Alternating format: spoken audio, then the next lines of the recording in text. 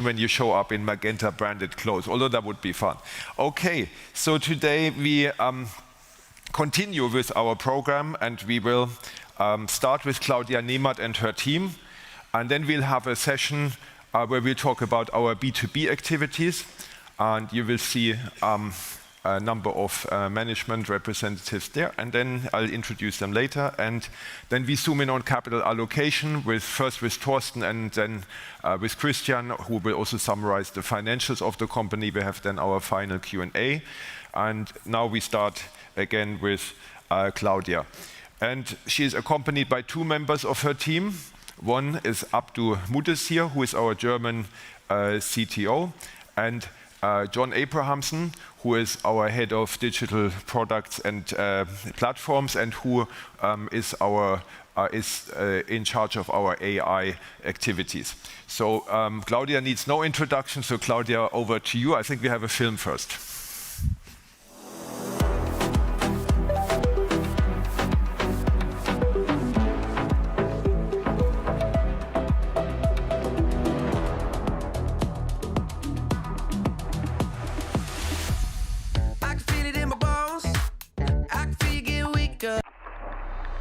Technology can be beautiful. It connects us across borders to new opportunities. Sometimes, though, technology can feel overwhelming, too present, too complex, too powerful if we're not paying attention. But what if it could be different? Could it be more me? Imagine technology that adapts to you, that supports you, respects you, that is simple, accessible to all. Technology that fits your world, that puts security first and just works for millions of you around the globe. Technology that is truly there for you. And so we create it, shape it, refine it with our networks, innovations, and partners. We are shaping technology for all of you. So for all of you, good morning and welcome back. So we are shaping technology for our customers, for people, and their needs are different. My mom, 85 years old, just wishes Simply TV. The gamer, a super ping. My bakery around the corner, unbreakable internet. And the CEO of a global manufacturing company wishes to have a digital twin for their factories. What drives me? Creating technology that customers love, that people love, through deeply people-centric, human-centered technology at scale. That is why we are here. I'm now going to explain what we do and how we do it. My key messages. We have a strong differentiation compared to our competitors. We delivered our 21 commitments, and at the same time we have invested for years into our capabilities that give us a unique differentiation. A unique differentiation around the schemes, global scale, sovereignty, autonomous networks, and AI at telecom. The overall financial impact of that is 1 billion euro full potential by 2027, thereof 800 million euro OPEX, rest CAPEX. Now to the points. Global scale. We scale product and technology platforms for fast introductions of products with great customer experience across our regions and for 200 million euro network savings. Sovereignty. We aim for more sovereignty in a volatile world. And precisely that means we drive disaggregation and build own software automation solutions, like run management, to control cost and experience in a volatile world. Autonomous networks. Today we are leaders with our 5G networks and in network automation. We are now pioneering towards autonomous networks. Those are networks that are run with minimum to none human intervention for lower cost, for higher quality, and energy efficiency to keep consumption stable, and to support B2B growth. And AI at Telecom. We drive AI across all our processes and for our customers, with a significant impact on productivity and on trusted, personalized customer experience. And the overall gross financial impact of that is 800 million euros. Now moving into the details and starting with the review. We created a leading market position, moving along the flywheel. We are unmatched network leader. And we do not only have the #1 5G networks, we are also #1 in bit-side security rating. And we are driving strong customer experience across our regions. Take the app. The app is our entry point into our service universe. In the US, it's called T-Life. In Europe, One App. By now, more than 45 million customers globally use the app. Or take the routers. By now, 75% of our routers across Germany and Europe can be managed remotely. Now, why is that good? Because customers want unbreakable internet. And with that, we can fix bugs from remotely and before they occur. Moving to automation. We lead in network automation and look at automated ticket resolutions. In the past, any ticket that was created had to be manually allocated to the person who actually solves the ticket. By now, 70% of our tickets are resolved automatically. And we continue to drive legacy and green transformation. Since 2021, we reduced energy consumption by 9% in spite of increased volume. Going into the points, we are unmatched network leaders for our customers. And I focus here only on 5G innovation. Tim yesterday said, for us, 5G is a success story. And indeed, because of our innovation, we could roll out 5G faster than any generation before, and we could leverage the speed advantages for monetization. And we launched commercial propositions. For example, live video production for media companies.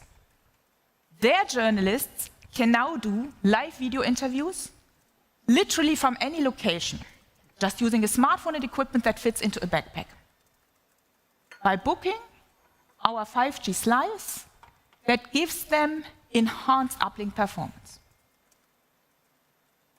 Recently, we signed a venture with Ericsson and the leading telcos of the world, us and TMUS. Its purpose, to provide aggregated network APIs to the global developer community, to hyperscalers and software vendors, globally. So to say, this is developer love at a scale. And this is supposed to create a new market for our industry.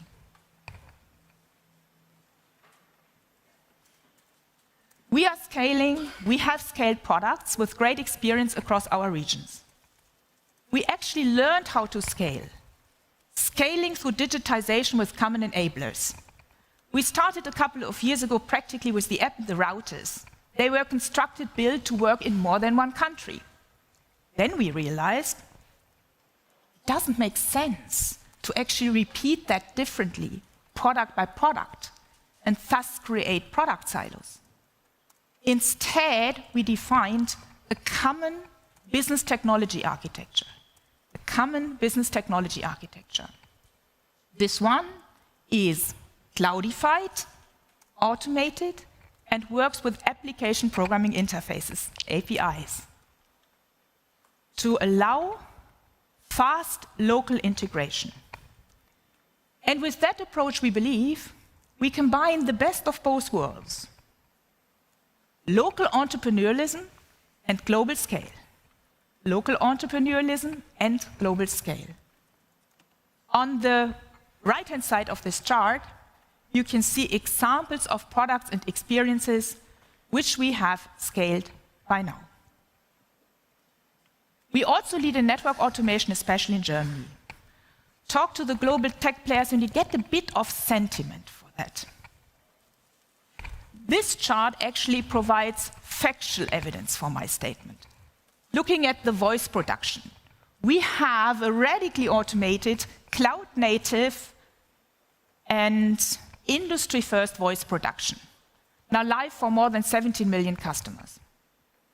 What is not on the chart, here, software rollout went down from 90 days to 2 days, and bug fixing from 2 weeks to 1 day, and no night shifts left. Cloud hardware rack provisioning went down from 1 day to a tiny minute. And without our TCAS and the automated fiber planning, we wouldn't be able to deliver 2.5 fiber lines per anno in Germany. So I should say, this is innovation people love, because it makes their lives easier. In context of automation, we also look at cloudification, because cloudification accelerates automation, and automation is necessary to take the advantages of disaggregation. And we drive disaggregation in the fixed line as well as in the mobile area. So I'm coming now to the point, what is differentiating us? We have invested for years into our capabilities that allow us to capture, to respond to react to business drivers that are decisive for economic value creation in the future. And those capabilities are, I think we have a great team, and you will see 2 members of my team just in a few minutes. We have by now, in my board area alone, 6,000 digital experts, modern software engineers and AI experts around the world. And we created a strong foundation. Automation, AI experience, and products that scale. We have been track record in co-creation with partners and in setting industry standards, for example, about ORAN and network APIs. And we have a strong commitment to human-centered technology. That means that technology needs to create benefits for our customers at scale. Yesterday, Mike talked about the customer-first ethos. For me, it's even a people-first ethos, because that ethos describes what we do, benefits at scale, and it also describes what we are not doing. Harmful things like, for instance, toxic or discriminating algorithms. And it also contains a commitment to develop things in a most frugal, resource-efficient way. By the way, I talked with some of you about that yesterday. That's very relevant in the context of AI as well. So these capabilities, people, tech foundation, trusted brand, and that ethos help us to address the business drivers, which are, number 1, scale across regions matters. Finally, in this industry as well. And we scale. Number 2, a volatile world requires more technological sovereignty. And we are capable of mastering. Leaders are pioneers in autonomous networks, and we are. And AI must deliver business benefits, and we are committed to deliver these benefits. For the good order, I also have here our chart of the 21 commitments. Message is, we largely delivered.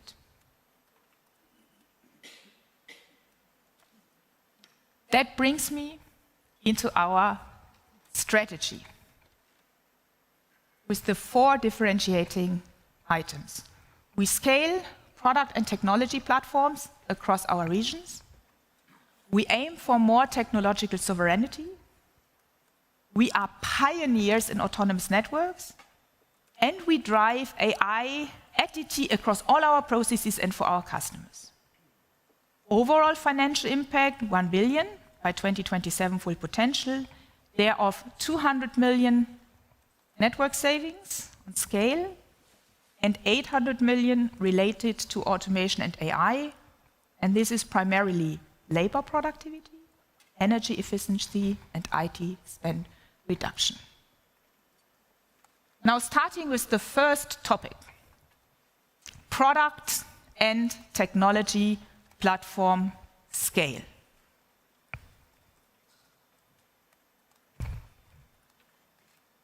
Wow, BAM!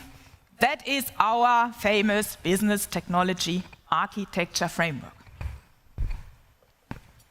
Don't worry, I'm not going to explain it in detail. The important point is what is magenta here. Because all what is magenta on that chart has been scaled by now as common digital services between Germany and Europe by now in 2024. And the upper layer in dark turquoise shows customer operation systems like the app or TV as a product and digital enablers like conversational AI. And in light turquoise, we have the active network management systems, the cloud infrastructure, the domains and software automation and the APIs. Now, not to talk about frameworks here, but make it more practical. We have proven examples for scale by now, also together with T-Mobile US. I mentioned already the app. More than 45 million people use it, and the penetration is way above 50%. Originally, the app was created in Europe, and then it moved into Germany, and this spring it was introduced in the United States. And I don't need to tell you, it's amazing how fast it scaled there. And this is a great example of collaboration between our teams in India, Europe, Germany, and in the United States. Another example is our RDK router ecosystem for unbreakable internet experience at home. By now, we have 12 million active routers in the field. And you have heard the US team and my colleagues Srini and Dominic yesterday. All these items are crucial for turning customers into fans. Dominic win their hearts with the double heart, customer love at scale. Very crucial about the digital first customer love at scale. So what is the advantage of doing certain things across regions? Obviously speed to scale, because we can introduce these experiences faster, and savings, because you don't have to develop it many times. That is why we are actually doubling down on scale. We double down on scale until 2027. And this chart now shows how we continue to drive scale across Germany and Europe until 2027. By the way, if you apply your I integral, you will see there is more magenta on the previous chart. In particular, more scale around the products, the digital enablers, and around common clouds and common software automation tools. So more magenta. Now let me translate the I integral into some practical numbers for 2027, because we like that combination of local entrepreneurialism and global scale very much. We have scaling ambitions for 2027. The app penetration, maybe starting with the customer systems, app penetration will move way above 75%. More than 25 million activated routers in the RDK ecosystem. And across Germany and Europe, more than 8 million customers on our TV platform, and we will also minimum double the Magenta moment usage. Now, moving to the network side, our ambition is to realize across Europe 200 million value synergies in the network.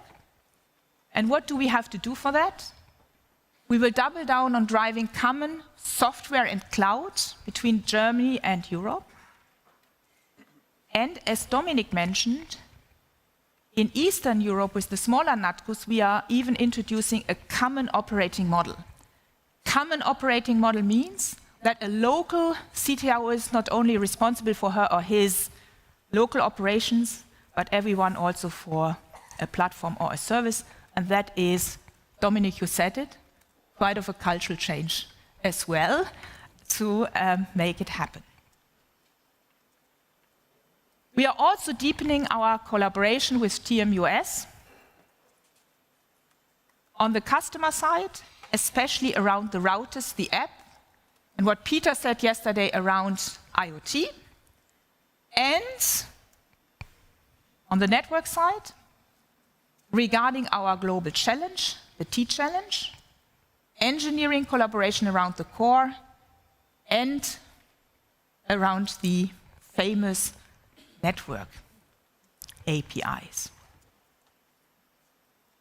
Now, of interest for you here, all I said so far is entirely embedded into our financial planning. We have an upside, though, which is not embedded into our financial planning.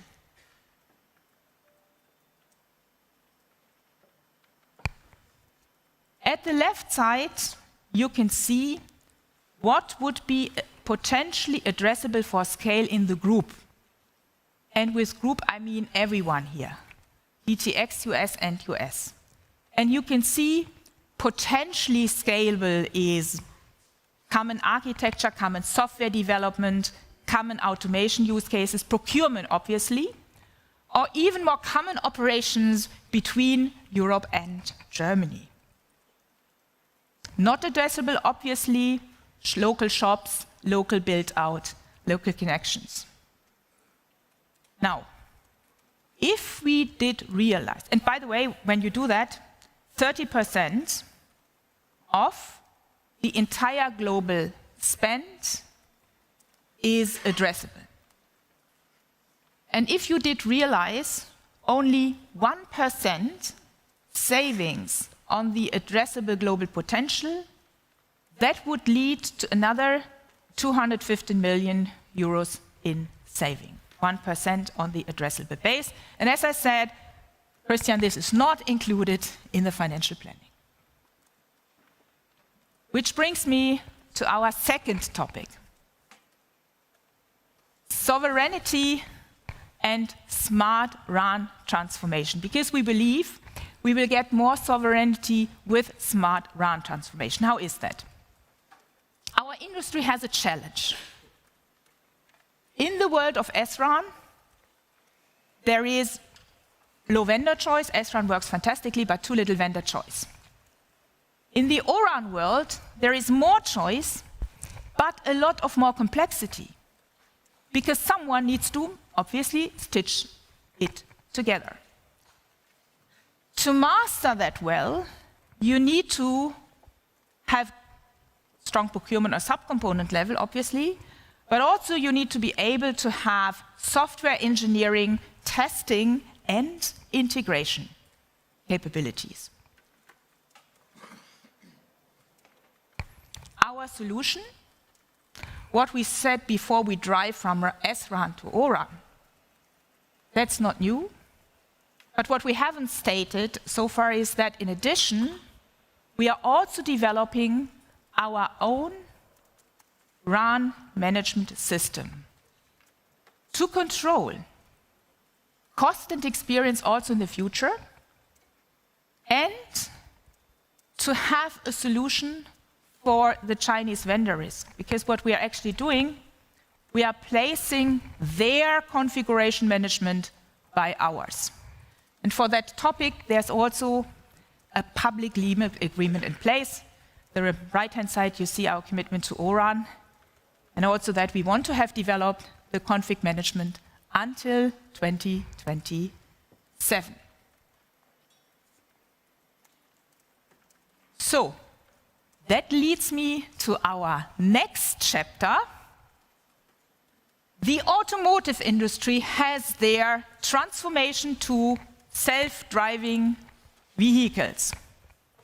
Now, I'm not telling you that we are now going to have a self-driving network. In our case, it's the question about the autonomous networks, the networks that are run with minimum to non-human intervention. And who is better here to explain that than from my team, Abdu, who is, by the way, the German CTO and the group CTO. So Abdu, I very warmly welcome you here with me on stage.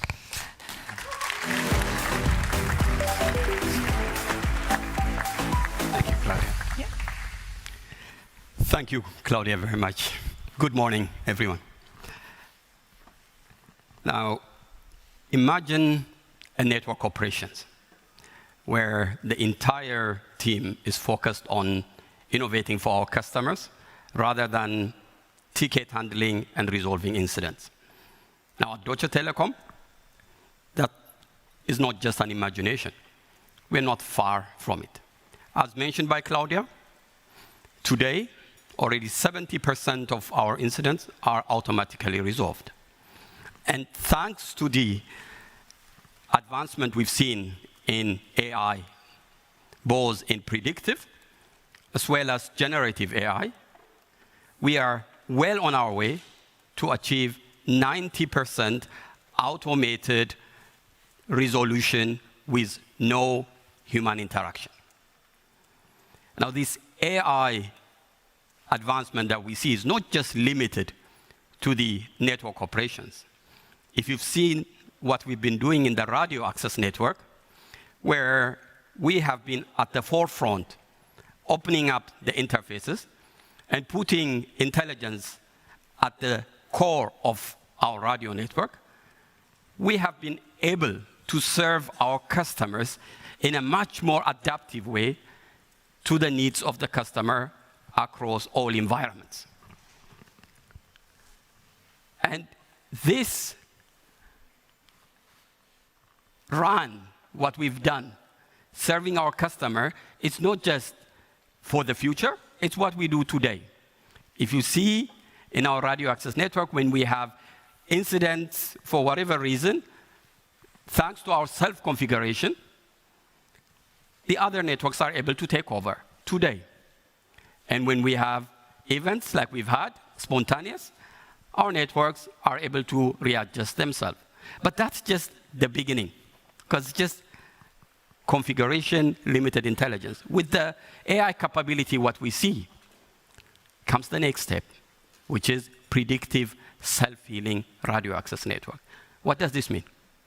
Before incidents happen, before issues arise, the radio access network will be able to predict and self-heal. Now, that sounds all fancy and nice, and we'll try to show you with some concrete numbers how we are tackling this. But that's the promise of autonomous networks. Networks where,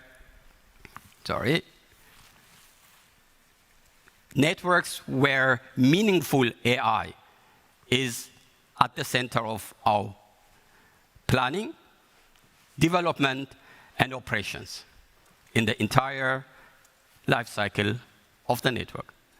Why, you may ask? And I'll give you 5 reasons, and hopefully at the end you will see why we are excited about autonomous network. First and foremost, less downtime. If you look at our operations here in Germany, as well as in our European NatCos, we make more than 2.5 million changes every year to continue to innovate, to make sure that we have the best network. And some of these changes lead into incidents. Thankfully, we have the best networks, so limited, very small handful major incident, but that's handful too much. With AI and the predictions, that self-healing that I've spoken about, we aim to achieve 0 major outages. And there has been a lot of attempts, but there's good reason to believe that with the advancement that we can achieve this by end of 2027. And God forbid, if we were to have major incidents, we will make sure that we will resolve this in less than an hour. Now, Srini yesterday spoke about the complexity of our legacy process and the advancement we've made and what we plan to do and what we're executing to achieve 20 to 30% productivity increase. Our complexity in our process is not just about our legacy. Even the new technologies that we are introducing, disaggregation, which we are driving, bring with themselves complexity, which needs a radical automation to simplify and operate. And with that, we believe we can achieve an additional 15% productivity in our DevOps organization.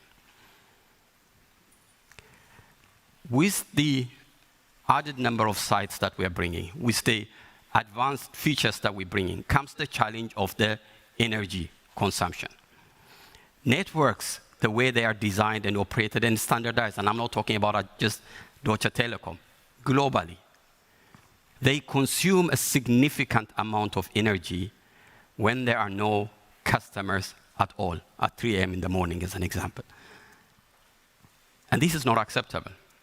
With the intelligence and the capability that we will have, we will be able to aim 0 watt consumption when there are no traffic to serve.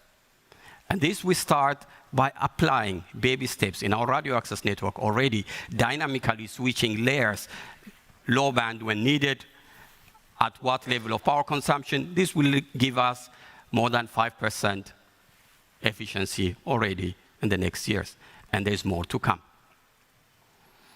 Now, we are excited about AI and data. You see it in our flywheel. And in the network, we are really excited about it. We are also realists that bad actors will try to use AI also to attack our networks. You've seen in Claudia's slide 30,000 attack attempts per minute. And thankfully, we've been able to defend. And that's why we need to put also AI at the center of our defense mechanism, not just for us, but also to offer this best network in a convergent way with security to our enterprise customers that you will see also from the colleagues later.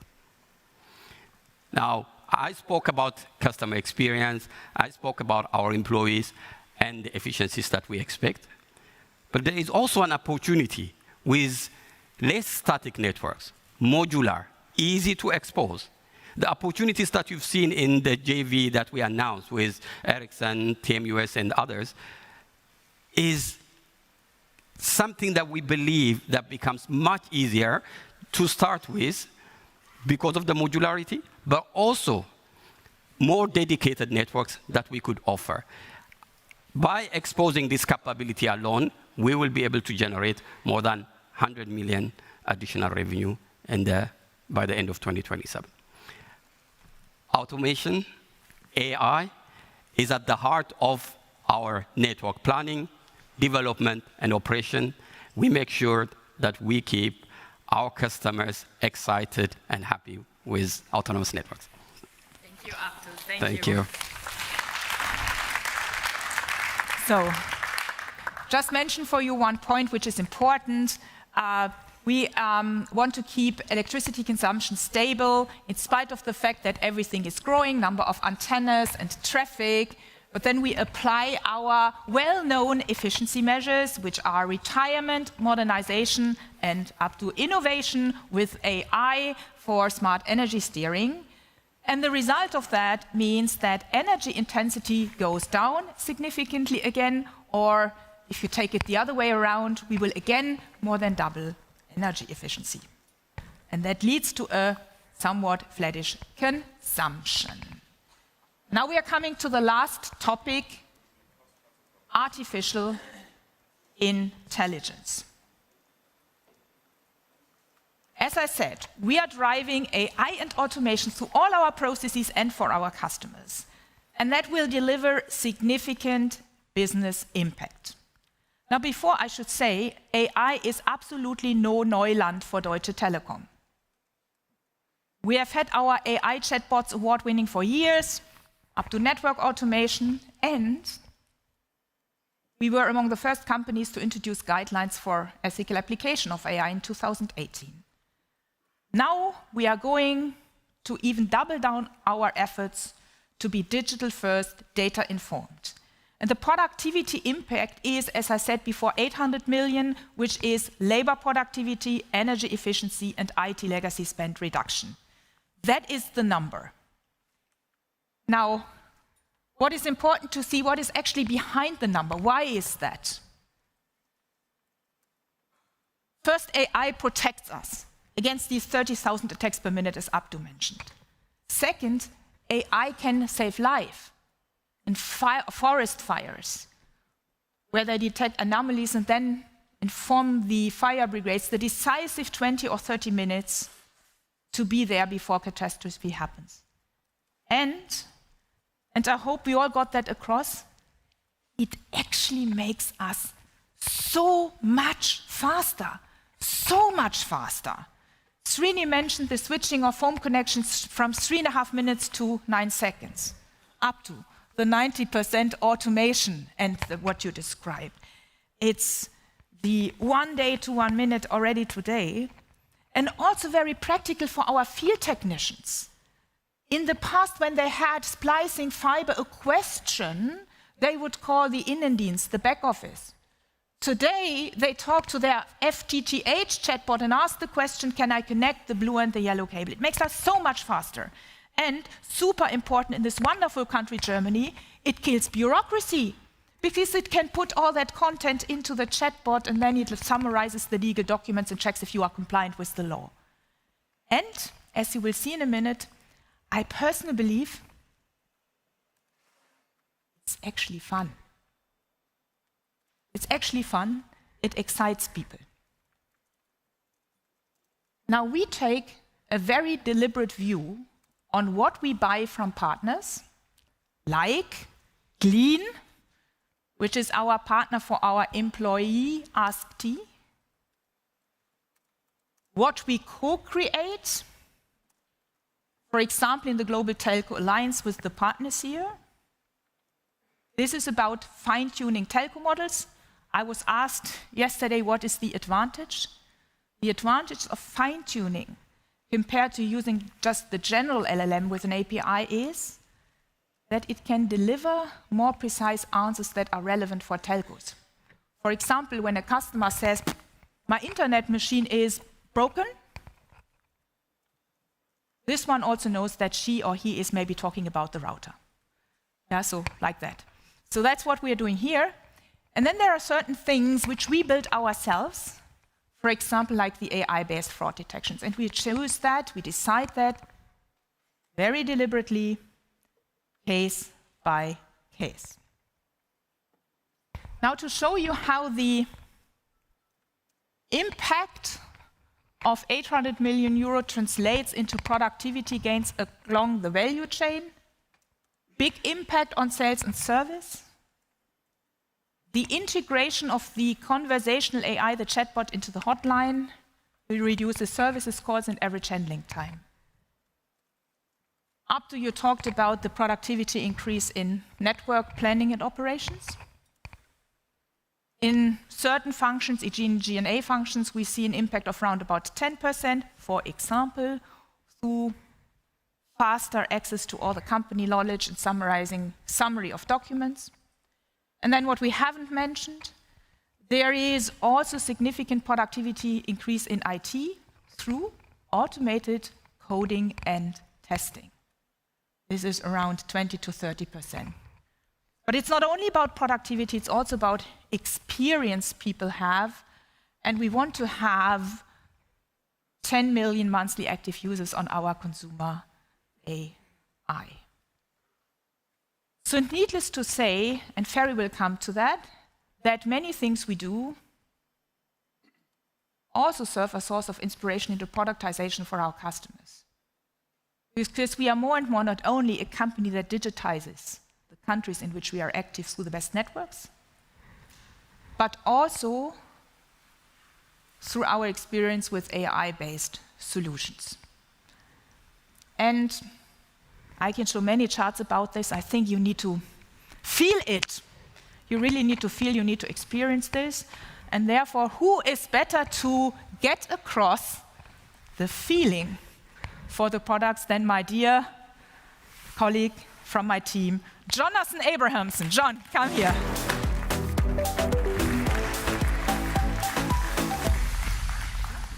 Thank you, Claudia. So let me try and make it now a little bit real for us, and maybe also a little bit fun. As Claudia mentioned just before, and Tim mentioned yesterday, we are of the fundamental belief that this technology will touch and change everything in society, in our industry, and absolutely within Deutsche Telekom. So for today, I brought 3 examples, each example a little bit different from the next, but each an example of how we look to apply generative AI within our company, in our core business, for our employees, and also for our customers. The first example I'll bring here is the example of Fragmenta. Fragmenta is our award-winning chatbot. We've been deploying that for a number of years, and it's time for an upgrade. I think it would be fair to say that we've all used chatbots in our history. And the thing about traditional chatbot technology is that it is a deterministic technology. It is essentially a decision tree, which means every interaction, every response that you get from a traditional chatbot is pre-scripted, it's pre-written, predefined by a human. Now, the problem with this, of course, is that humans are not deterministic technology. Humans are stochastic, and it's impossible in reality to predefine, pre-write every permutation of how a customer might ask a question. So up until now, this has been an unsolved technology problem. Unsolved, that is, until the advent of large language models. Let's play the first video. I can feel it in my bones. I can feel you getting weaker. You can hear it in my tones. You can feel it in the speakers, yeah. And I can see the way you flex. Every drop I wanna savor. And if I tell you what's next, I put it out of your retainer. And I know, and I know, and I know, and I know we're good enough. And we go, and we go, and we go, we go, we're moving up. We still got the fun. Hey, it never left us. We still got the fun. It never left us. We still got the fun. Come on. Hey, it never left us. We still got the fun. Now, that was an example of a real customer interaction that happened in Germany with Fragmenta driven by a large language model. I can tell you it would be impossible to predefine and prescript that interaction. What I can also tell you is what we've done is we've built LMOS, or LMOS as we call it, a large language model operating system, and wrapped that around a large language model. Here we use GPT 4.0. And we've given that operating system access to our APIs, the APIs that Claudia mentioned before. It's the same APIs that we use in our digital properties across the group, billing, et cetera, et cetera. What we've told LMOS is what those APIs can do, and we put those customer questions in front of LMOS and use the intent understanding inherent in a large language model to understand which APIs to pull to craft a really rich, a really human interaction for customers, multi-turn. Today in Germany, around 1/3 of all our digital customer interactions are being driven by a large language model, and we expect to have that up to 100% by the end of this year. But the real game changer comes when we're able to get this in our IVR, in front of our call, inside of our call center. That's where obviously the majority of our interactions are still happening, and we have the first launches of that capability in the next month. Now, the second example I wanted to bring is AskT. AskT is our employee concierge. I think it would be fair to say that our employees are as excited about using this technology, generative AI technology, inside of their work life as they are inside of their personal life. Now, what would be clear to say is that we have to, as a company, provide tools which are safe, secure, and compliant to make sure that when employees want to use company confidential or sensitive information, they can do that. We can't have them using the open internet tools, which are publicly available, like ChatGPT and the like. So we've gone ahead and built that with our partner Glean and built this tool for our employees in Germany. But beyond providing just access to the parametric knowledge of a large language model, the world knowledge of a large language model, what we've also done now is we want to bring the knowledge of Deutsche Telekom inside of this tool. Today across DT, there would be thousands of knowledge bases from customer care through finance, HR, legal, and the like. And those are often sporadic and not well indexed or searchable.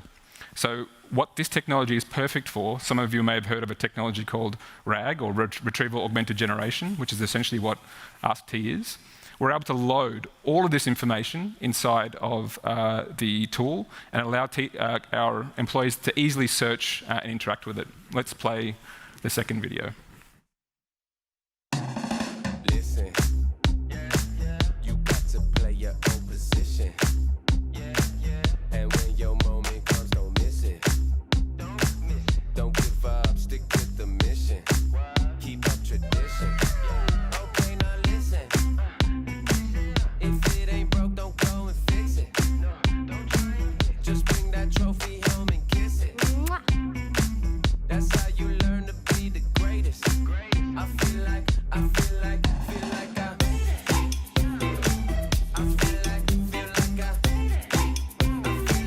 I feel so special, like I made it. I feel good, I feel great, I feel like I made it. So that was an example of a task that would happen thousands of times per day inside of our German operation, inside of customer care. Here's an example of an agent that would receive a call from a customer asking questions about a rate plan, and maybe comparing two different rate plans and what might be the difference between them. Now, traditionally, what an agent would do is they would go to a portal, start searching the information, maybe writing it down on a piece of paper, search the other one, all the time while that customer is on hold. This tool, once it has access to all of our tariff information, is able to very easily and very simply provide an answer to that customer in the way that we saw, and it saves huge amounts of time. Now, this tool is not just available in the call center, it's available to all DT staff across Germany. And we, every month, add more and more knowledge bases, knowledge sources, inside of that tool to make it even more useful there. Now, the last example I'd like to bring is something for our customers. I think it would be fair to say that, as we've seen over the last 24 hours, Deutsche Telekom has made an extremely successful business around democratizing access to connectivity, providing connectivity to customers.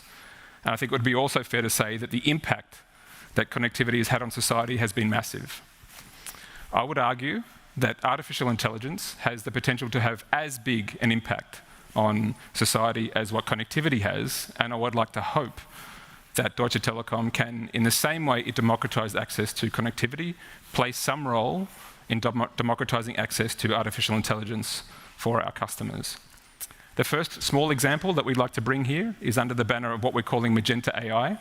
And what this will be is a new property that we'll deploy inside of our Mein Magenta app, the app which Claudia and Tim mentioned is being used by tens of millions of customers across the group today.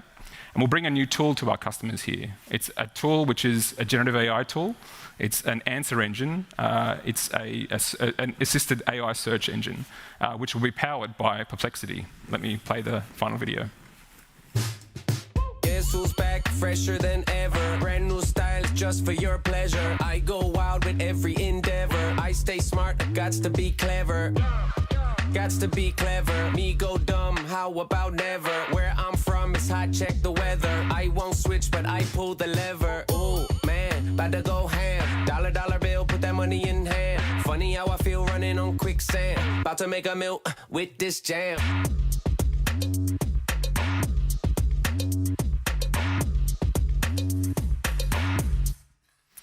So we are incredibly excited by our partnership with Perplexity. We're so excited by what this company is building. We're also now investors. And we look forward now to bringing even more of this technology in front of our customers over the coming months. But not just from Perplexity. I foresee a role for Magenta AI being aggregation of the best of generative AI technology, where we can bring it together at the fingertips of our customers inside of the digital properties that we deploy today. So that's it from me. Let me pass back to Claudia. So, thank you, John. Thank you. So, hope very soon you will be all very excited users of Magenta AI. And very quickly, the rest, coming to our midterm ambitions. We have a strong differentiation with our people, with our technology foundation and ethos. We commit to deliver on these 4 topics I mentioned. And scale, data and AI are just massively in the right direction here, accelerating our flywheel with the impact I said. And of course, we have also translated that into a few more operational KPIs, like always, which you find here. These are APIs, KPIs around, I have too many APIs in my head here. So these are KPIs around the autonomous networks, about how we want our consumer AI services be used by customers. Then you see a set of productivity APIs, KPIs, ORAN, and the total energy consumption. So those are the numbers. And at the very end, because we now want to do Q&A, I just want to say, let's not forget what this is really about. It's about technology, people like, at scale. This is what we are doing here. So thank you for your attention. Thank you. Excellent. Thank you, guys. It's really amazing to see, what capabilities we have, what opportunities we have, and let's have Q&A. Take 15 minutes and start with Andrew. Yeah, thanks. Can you hear me? Can you hear me? Oh, there you go. Yes. Thanks for the presentation. I just had 2 questions. Just trying to understand how much Deutsche Telekom benefits from having multiple regions in terms of those scale benefits of 200 million that you mentioned, and also in terms of the sustainability of actually keeping hold of those scale benefits versus your competitors. So question number 1, in terms of the 200 million, how much of those scale benefits goes to Deutsche Telekom Germany, benefiting from having all the regions, and how much of the benefits go to all the other regions, Europe, benefiting from being part of the broader group? If you give us a balance between the geographic benefits, that would be helpful. And then second question, just in terms of, I know you don't think about the group like this, but between fixed operations and network and mobile operations and network, how does the balance of scale benefits proportion between the two? So maybe I start. So all the benefits, the scaling benefits I mentioned on the products, I would say go equally between the European NatCos and Germany. Sometimes things were first invented in Europe, like the One App, and sometimes like the RDK, router operating system, which we started in Germany. So that goes in both directions. I would actually consider this pretty even. On the network scale parameters, which we mentioned here, the 200 million, generally could say in the next 3 years, Germany takes most advantage through further automation and productivity increases, which you said, whereas more of the bulk of the 200 million is on this common operations across the European NatCos. Having said this, though, all what I said about software automation, common cloud, and procurement is absolutely the same between Germany and Europe. Up to you, want to add something? No, I think maybe on the second question on fixed mobile, where's the balance?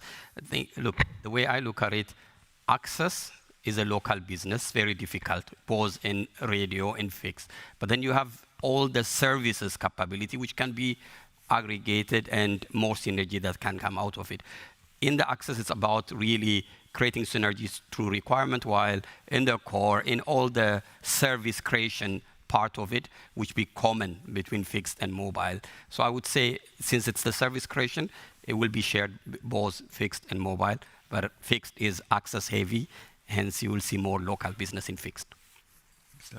Polo? Hi, just a question for Abdu in his role as Germany CTO. How easy is it for Deutsche Telekom to deploy fiber into MDUs?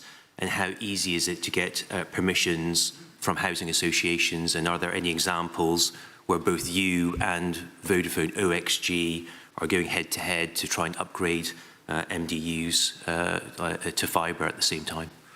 I think we've had this discussion yesterday as well. If I look at it, we deploy fibre everywhere, right? So both in SDUs and MDUs area.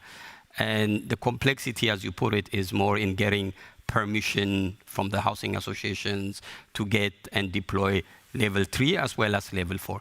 We are getting better every year. And if I look at 2 years ago, it was very difficult. So getting access to any 3 is difficult, which means I can deploy fiber on the street, but cannot come into the houses, into the basements, neither to the living rooms. But now we have made significant stride that I feel like we are getting close. We are above 80%, as Srini has put it. So it's getting better. I would love it to be completely 100% before I start building, that I get all the permission, but that's also not realistic. Okay, thanks, Abdu. And David? Okay, is that working? Good. Thank you. It was a super presentation. Am I allowed 2 questions? 2.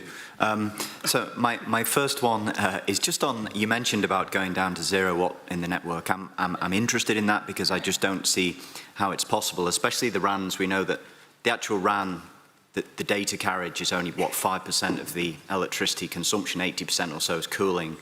And to power down and power up cooling is very inefficient. So I'm interested in that part 1 to yourself. And then maybe on AI, I'm really interested in sort of the end game, the training the LLM models here. What are you training them to do with the customer?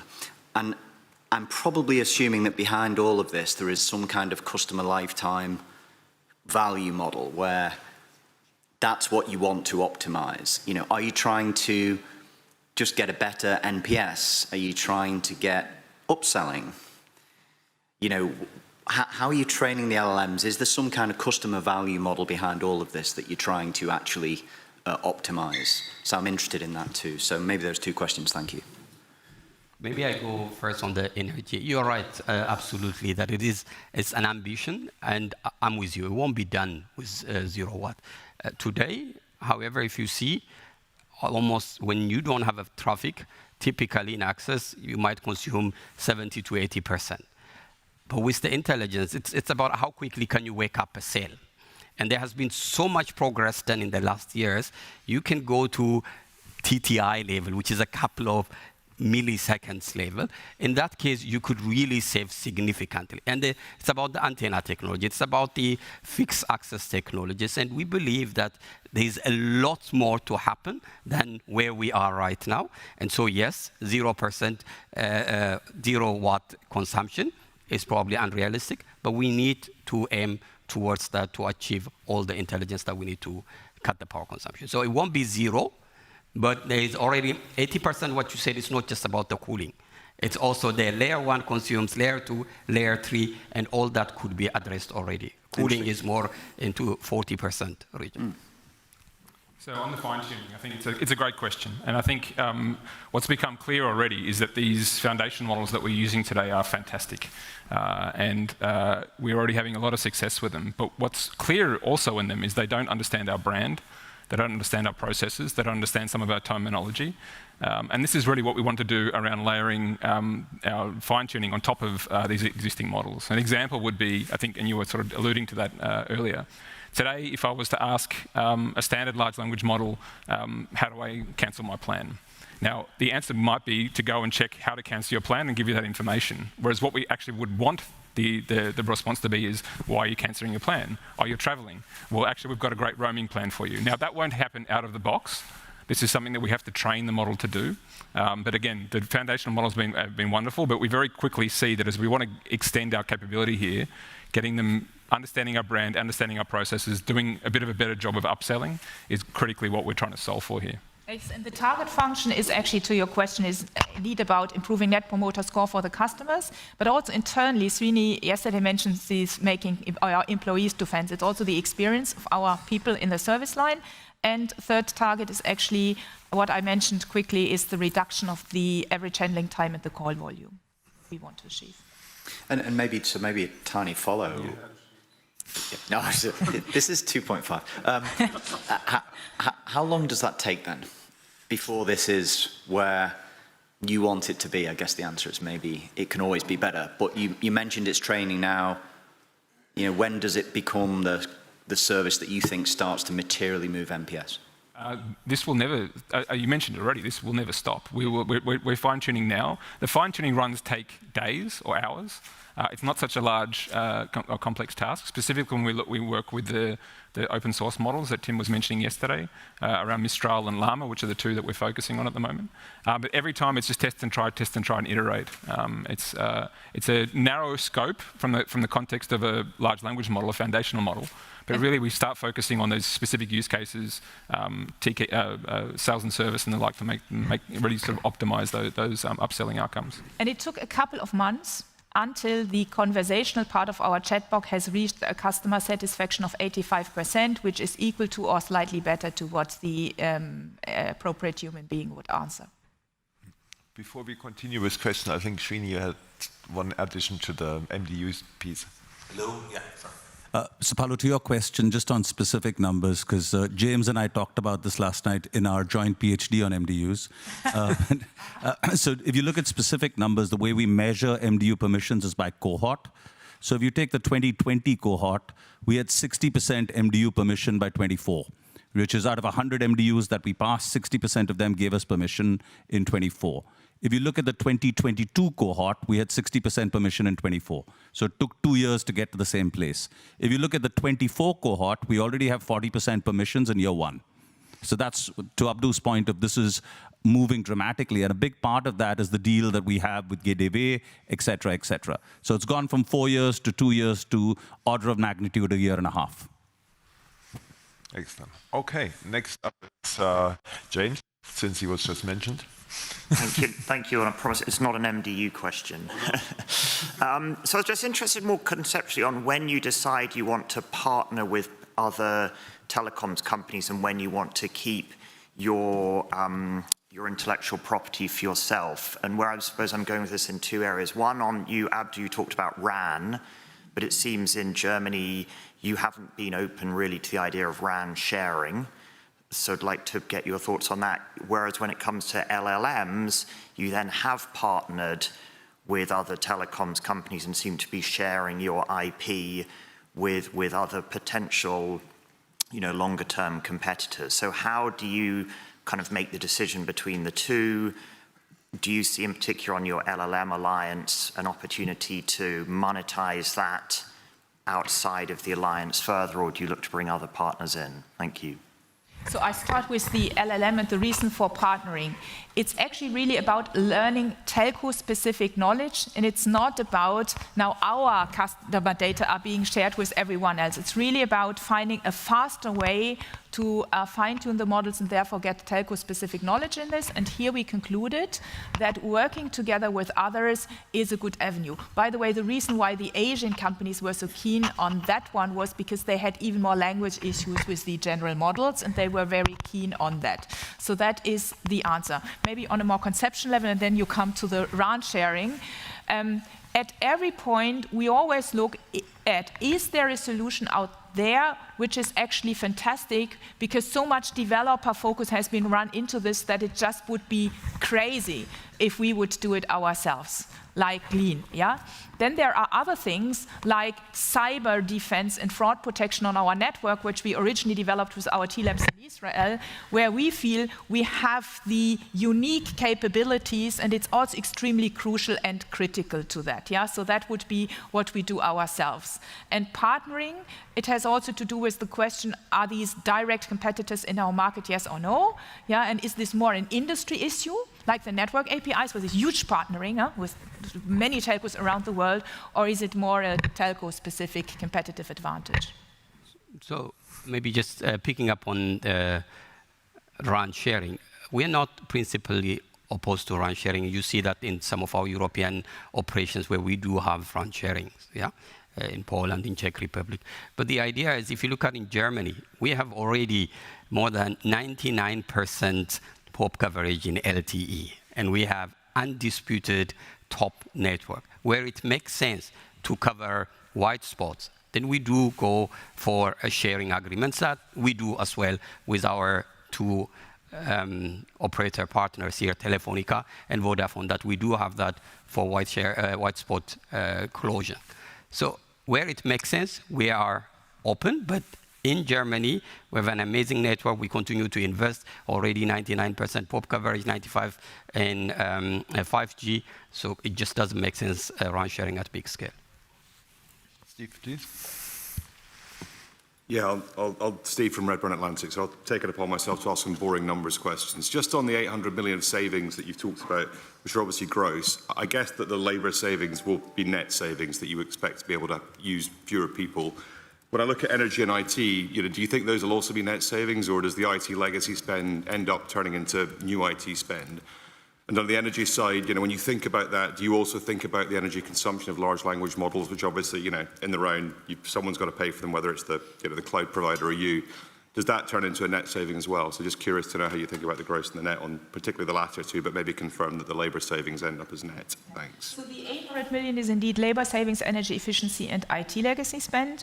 So we're not commenting on what is the exact number on the investments, but I can assure you all what is needed to realize these numbers are actually embedded into the financial planning.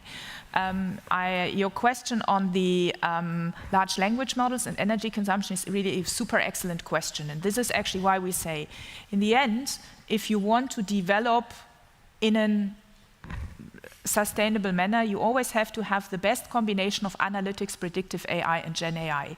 You do not use your Porsche to go to the bakery around the corner, which actually means, for example, to make it practical, in the network area, 80% is predictive AI, 20% is Gen AI. If we move more into the conversational services, we move more into the Gen AI. Or as a general rule, we only apply resource expensive Gen AI when it's actually creating this significant benefit on security and customer experience. Otherwise, we really combine it with other things. We could go deeper into this, into the break. We even have principles around green coding, about reuse, what AI to use when, but we take that topic extremely serious. Okay. Usman? Hi, it's Usman from Berenberg. I just had a question around this network configuration management software that you've developed. I mean, from the outside, it seems, we're entering a period of pretty high intensity rollout for mobile in Germany, where you're, replacing all of the hardware with SRAN over the next 3 years. But at the same time, you're disaggregating the OSS as well. I mean, and this has never been done before, right? So how big do you see the execution risk? How much of this has been tested and trialed, especially given you have deadline by 2027 to do this, right, under the regulations? Maybe I start and you add. First of all, we have been developing that topic on automation and run automation for years now, because originally it was part of our O-RAN journey. And then we discovered that we can actually leverage what we have to replace the configuration management of the critical vendor. So this is not here PowerPoint, we now start and think. Do you want to add to that? No, just maybe one slight correction. We don't have a deadline by 2027. That's our ambition, our target internally. So that's more 29 is the timeline. The official deadline, yes. Yeah, but as Claudia mentioned, look, we've had our hands dirty in the last couple of years developing a software, so it's not something that's completely from scratch. The biggest challenge is the interface, as you said, disaggregating the OSS. And for that, you need to work with your partners to make sure that the interface is open and that you are able to develop the software. Yes, we do have big respect for the task, and my entire operations team is, of course, nervous as you are with all the modernization that we have to do doing this, but it also gives us a big innovation opportunity that we are not dependent on vendors when we want to bring in new intelligence. A lot of the intelligence that we talk about is really associated with this management layer. And that is something, if as an operator we have the capability, and we do, and we develop, then we can be faster with a lot of our use cases as well in the intelligence area. Excellent. Okay, so that brings us to the end of the Q&A section. But of course, we'll have opportunities to talk to the team in the coming months and years. And thanks for the good questions, and thanks to the three of you. And then we continue with.